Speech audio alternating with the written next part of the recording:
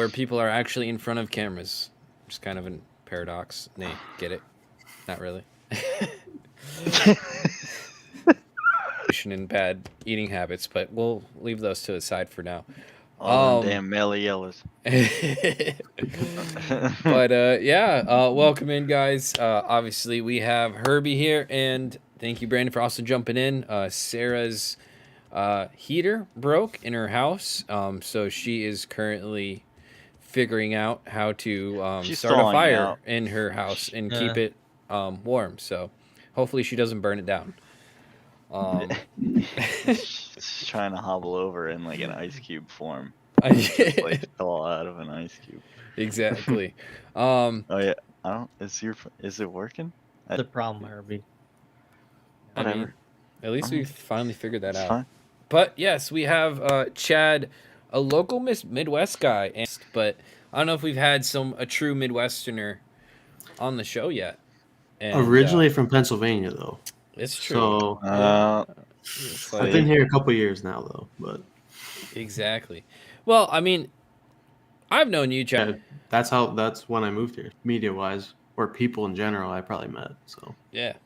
So it's good to have you back on here, but you've gone with your own route, with kind of, I guess you could say, your business and drift career, and you've actually done a lot in terms of trying to help the Midwest scene grow, and whatnot. So if you want to just, because obviously you're not an FD driver, so I want to give some people some quick background on kind of what you are, what you're doing, and kind of give some people's perspective on kind of what you do here in the Midwest.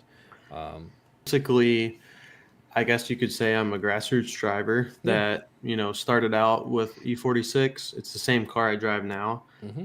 Just kind of as I grew as a driver and, knowing what to do and what not to do, I've kind of just progressed with the car, and then also just kind of use different tracks and like as an excuse to travel almost. So I don't stay in just a couple tracks, different scenery tracks, drivers, and just trying to meet a whole bunch of other people. Yeah.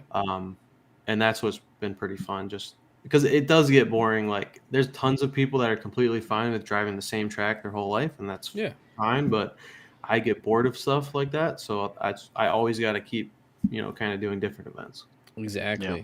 But you also help with events here.